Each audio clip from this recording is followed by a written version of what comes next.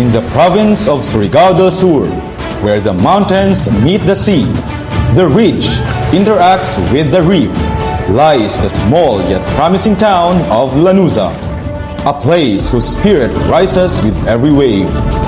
Locally known as the surfing gateway of the Philippines. Mabuhay! Radyo ng Labot sa Lanuza! We are going to touristic building. The history of Lanuza was once barrio Campinan. No? So, 1918, nahimod sila ng munisipyo with Carrascal. Ibalik, ang Kandilan nag-anak or nakaanak ng duha ng twins, no ba twins? Ay parehas kami ng Carrascal sa Lanuza na papakahimo ng munisipyo. So Lanuza, consider sa una ko nung na panahon, vast and grabe ka, ang amo forest is grabe ka vast and hamok makita na mga usa. So later, nahimo sila na land of usa and Lanuza. So ako daw sila, anisa na version ng Lanuza. Then anisa na version is, during the time na barangay pa ang Lanuza, ang tanan mga mamalitay or market katulito sa Katilan. So pagkatto sa Katilan, waya pa may transportation, waya pa may mga motor or mga kwan. So pasingot ko dito magpagtas ang mga tao with the leaf, banana leaf, no? Amay ko no ilang gamito na shield.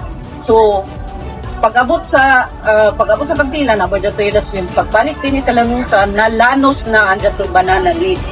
So later, Lanos na nahimo na Lanuza. Pero kung ako gadot ko ano na ang history is na-conquer kita ng Spaniards mo. 300 years kita na conquer ng Spaniards. So Lanuza dahil sa municipality dito sa Spain na Lanuza sa so magtanaw ko ng mga Spaniards pagkanhin nila din ay amura ini sa Lanuza sa Spain. So ila ko tag-name ko Lanuza.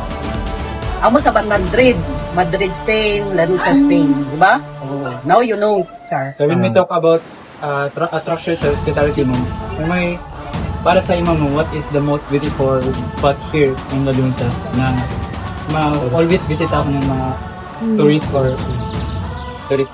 So, we have seasoned spot. Oo, seasonal. So, isa na kuha na mo is an surfing. So, season siya November to April or September to February depende sa climate change sa mga kuman. So dili na sila makuan kay April daw pa pero pagkataw-tawod baya na. So then ang dot puktoy kung gusto niyo mag-swimming, mag-overnight, mag-camping. So down sila kuan sila all year round. No? Dot puktoy. So kuan daw sila long stretch nan sandbar, balik sandbar daw sila. So anytime, any time of the year, down sila kihapon. So isa daw sila na attraction din sa Kamo. Then amo mga caves.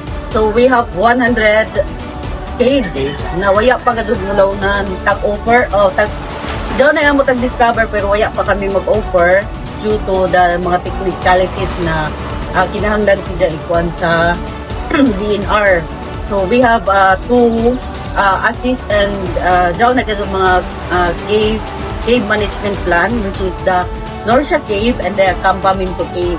So pero sa pagkakuman close mo mga cave kay base nakakuha na kamo sa Suoton o sino na nakakuha sa Facebook Suoton Canyon Cave sa Ikuan. Di ba, grabe ka trending daw kuman.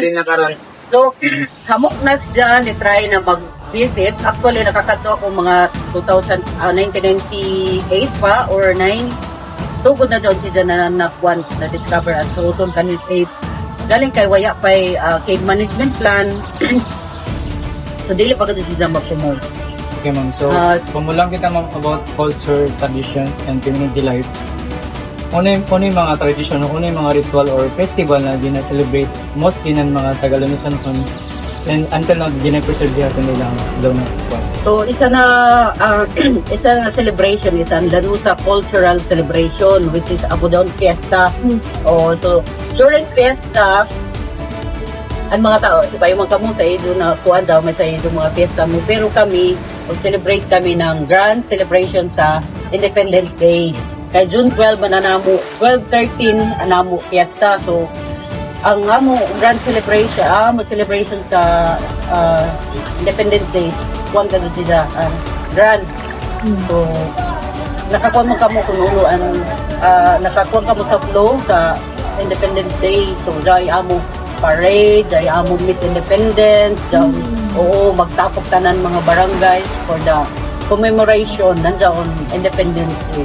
So, all about, kung mga tanong kami about kung ano yung may recommend ng Tagalanuza about sa ilang local food na highly recommended sa mga visitors yung para recommend.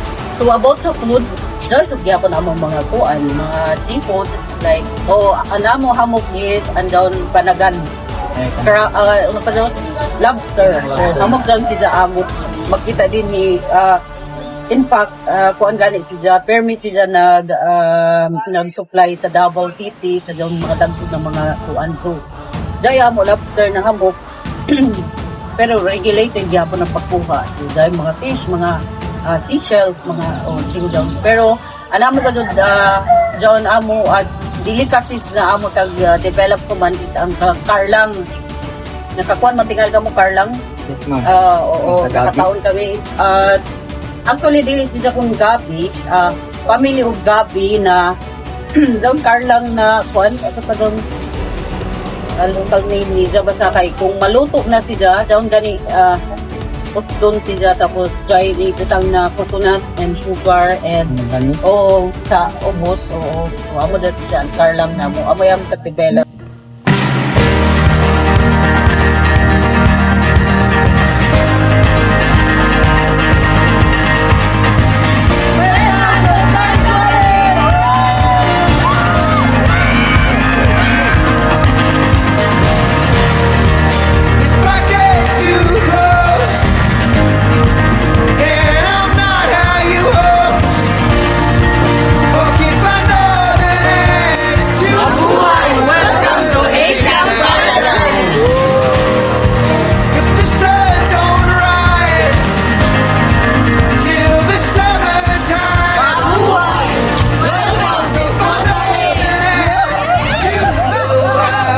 Raised on little light.